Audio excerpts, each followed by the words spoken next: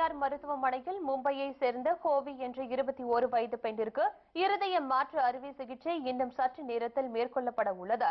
இதற்காக ராஜீவ்காந்தி அரசு மருத்துவமனையில் மூளை சாவு ஏற்பட்டுள்ள லோகநாதன் என்பவரது இருதயம் கொண்டுவரப்பட உள்ளது.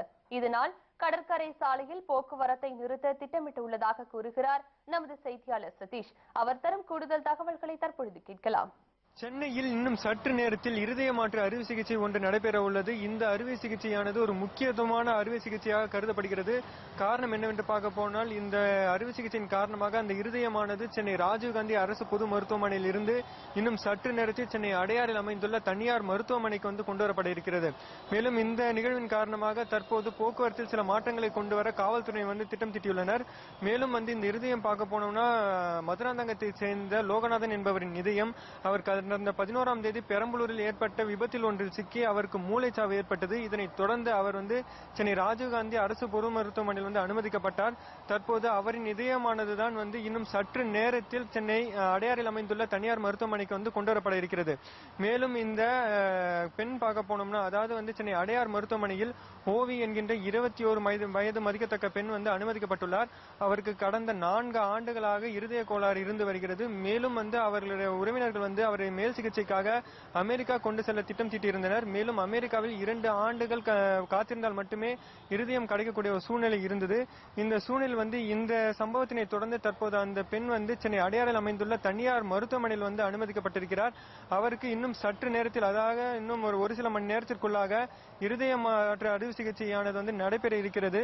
இதற்காக சென்னை ராஜீவ்காந்தி அரசு மருத்துவமனையில் இருந்து இருதயமானது இன்னும் சற்று நேரத்தில் அடையாருக்கு கொண்டு வரப்பட இருக்கிறது. இந்த அறுவை சிகிச்சையை தொடர்ந்து அந்த பெண் சாதாரண வாழ்க்கை வாழ முடியும் எனவும், ஒரு சில நாட்களுக்குள் சகஜ நிலைக்கு அந்த பெண் திரும்புவார் எனவும் மருத்துவர்கள் நம்பிக்கை தெரிவிச்சிருக்காங்க. மேலும் தற்போது இந்த இருதய மாற்று அறுவை சிகிச்சையின் காரணமாக போக்குவரத்தில் சில மாற்றங்கள் மேற்கொள்ளப்பட்டு வருகிறது. முதலமைச்சருக்கு ஏற்படுத்தப்படக்கூடிய போக்குவரத்து மாற்றங்கள் தற்போது அந்த இருதயம் கொண்டு வரப்படும் வாகனத்திற்கும் மேற்கொள்ள காவல்துறையினர் திட்டம் தீட்டியுள்ளனர். தற்பொழுது ராஜீவ்காந்தி அரசு பொது மருத்துவமனையில் அந்த அறுவை சிகிச்சையானது தொடர்ந்து நடைபெற்று வருகிறது. இன்னும் ஒரு சில மணி நேரத்திற்குள்ளாக சென்னை அடையாறில் அமைந்துள்ள மருத்துவமனைக்கு அந்த இருதயம் கொண்டு வரப்படும் என எதிர்பார்க்கப்படுகிறது. மேலும் இந்த நிகழ்வானது ஒரு முக்கியத்துவமான நிகழ்வாக தற்போது கருதப்படுகிறது.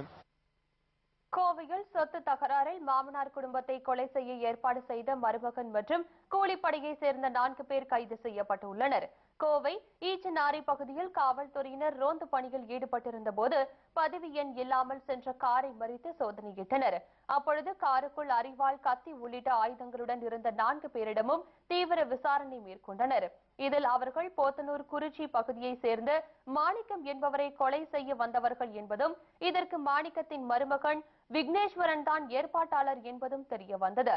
இதனை அடுத்து அவர்களை கைது செய்த காவல்துறையினர் அவர்களிடம் இருந்த ஆயுதங்களை பறிமுதல் செய்தனர். ஈச்சனாரி அருகே நம்பர் பிளேட் இல்லாமல் ஒரு ஃபியட் பண்டோ கார் நின்று கொண்டிருந்ததை பார்த்து அது சந்தேகப்பட்டு அதில் இருந்த 4 பேரை விசாரித்ததில் அவர்கள் அந்த பகுதியில் ஒரு குடும்பத்தை ஒரு ஆதாயத்திற்காக கொலை செய்வதற்காக வந்திருக்கிறார்கள் என்றும் கண்டுபிடித்து அவர்களிடமிருந்து 2 வீச்சர்வால், 2 கிளவுஸ் மற்றும் அந்த வீட்டை போவதற்கான ஒரு ஸ்கெட்ச் ஆகியவற்றை கைப்பற்றி இந்த யாரை கொலை செய்வதற்காக வந்தார்களோ திரு மாணிக்கம் என்பவருடைய குடும்பத்தை அவருடைய மருமகனே இவர்களை ஏற்பாடு செய்து கொலை செய்வதற்காக அனுப்பியிருக்கிறார் என்றும் விசாரணையில் தெரிய வந்துள்ளது. இதனிடையே நாமக்கல் மாவட்டம் சேந்தமங்கலத்தை அடுத்த கொல்லிமலை சோளக்காடு பகுதியில் வெங்கடாச்சலம் என்பவருக்கு சொந்தமான மளிகை கடையில் வெடிப்பொருட்கள் விற்கப்படுவதாக காவல்துறையினருக்கு தகவல் கிடைத்தது. இதனை அடுத்து நடத்தப்பட்ட சோதனையில் உரிய அனுமதியின்றி விற்பனைக்கு வைக்கப்பட்டிருந்த ஜெலட்டின் குச்சிகள், டெட்டனேட்டர்கள் மற்றும் வெடி மருந்துகள் பறிமுதல் செய்யப்பட்டு வெங்கடாச்சலம் கைது செய்யப்பட்டார். இதேபோல் தேவனூர் நாடு பகுதியில் உரிய அனுமதியின்றி நாட்டு துப்பாக்கி வைத்திருந்த ஸ்ரீரங்கன் என்பவரை வாழவந்தி நாடு காவல்துறையினர் கைது செய்தனர். நடைபெற்று முடிந்த நாடாளுமன்ற தேர்தலில் போட்டியிட்ட வேட்பாளர்கள் தங்கள் செலவு பட்டியலை தாக்கல் செய்வதற்கு இன்று கடைசி நாளாகும். தேர்தல் முடிந்து 30 நாட்களுக்குள் தாக்கல் செய்ய வேண்டிய இந்த பட்டியல் நேற்று ஞாயிற்றுக்கிழமை என்பதால் ஒரு நாள் கால நீட்டிப்பு செய்யப்பட்டு இன்று கடைசி நாளாக அறிவிக்கப்பட்டதாக கூறுகிறார் நமது செய்தியாளர் லாவண்யா. அவர் தரும் கூடுதல் தகவல்களை தற்பொழுது கேட்கலாம். நடைபெற்று முடிந்த நாடாளுமன்ற தேர்தலுக்கான வேட்பாளர் செலவு கணக்கை தாக்கல் செய்வதற்கு நேற்று இறுதி நாள். நேற்று ஞாயிற்றுக்கிழமை என்பதால் இன்று இறுதி நாள் என்று தேர்தல் ஆணையம் அறிவித்திருந்தது. மே 16ஆம் தேதி தேர்தல் முடிவுகள் வெளியாயின. அத்தேர்தல் முடிவுகள் வெளியாகிய நாட்களிலிருந்து 30 நாள் கணக்கு வைத்து நேற்று வேட்பாளர் செலவு கணக்கை தாக்கல் செய்வதற்கு இறுதி நாள் என்று அறிவித்திருந்தது. ஆனால் ஒரு நாள் கால அவகாசம் நீட்டித்து இன்று இறுதி நாள் என்று தேர்தல் ஆணையம் அறிவித்திருந்தது. அவ்வாறு தாக்கல் செய்ய மறுக்கும் வேட்பாளர்களின் தகுதி, அதாவது 3 தேர்தலுக்கு அவர்கள் போட்டியிட முடியாது. நிர்ணயிக்கப்பட்ட 70 லட்சம் ரூபாய்க்கு அதிகமாக செலவு செய்த வேட்பாளர்களின் தகுதி ரத்து செய்யப்படும் என்று தேர்தல் ஆணையம் ஏற்கனவே அறிவித்திருந்தது. அதன்படி ஒவ்வொரு வேட்பாளர்களின் செலவு கணக்கை வேட்பாளர் தேர்தல் கண்காணிப்பாளர் கண்காணித்து வந்திருந்தார். அதே போல செலவு கணக்கை முறையை தாக்கல் செய்யாத வேட்பாளர்களின் தகுதி ரத்து செய்யப்படும் என்றும் ஏற்கனவே அறிவிக்கப்பட்டிருந்தது. அவ்வாறு அவர்கள் தாக்கல் செய்யும் பட்டியலுடன் தேர்தல் கண்காணிப்பாளரின் பட்டியலும் ஒப்பிட்டு பார்க்கப்பட்டு அதன் பிறகு முடிவுகள் அறிவிக்கப்படும் என்று தேர்தல் ஆணையம் தெரிவித்திருந்தது.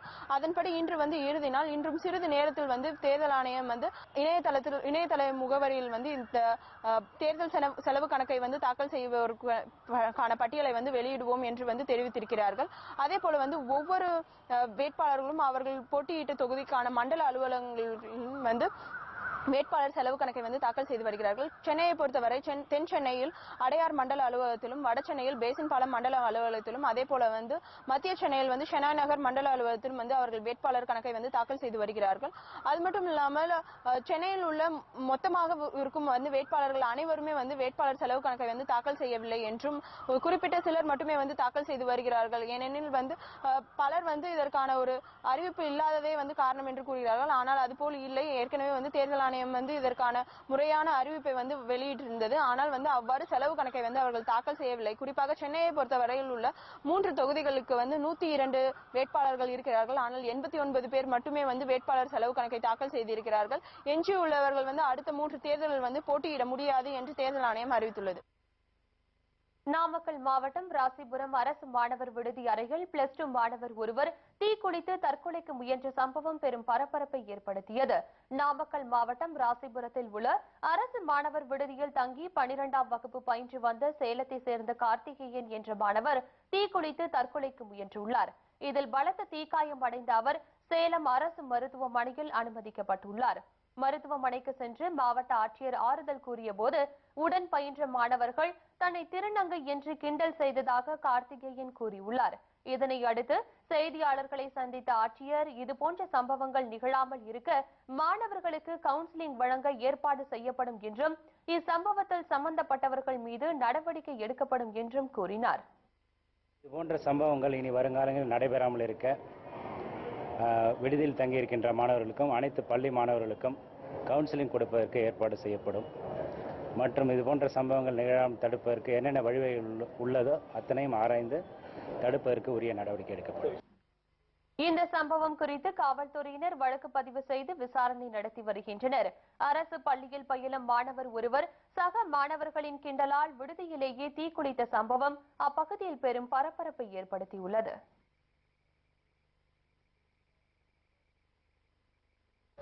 சிறிய இடைவேளைக்கு பிறகு மேலும் பல செய்திகளை காணலாம். தொடர்ந்து இணைந்திருங்கள் நமது கேப்டன் நியூஸ் தொலைக்காட்சியுடன்.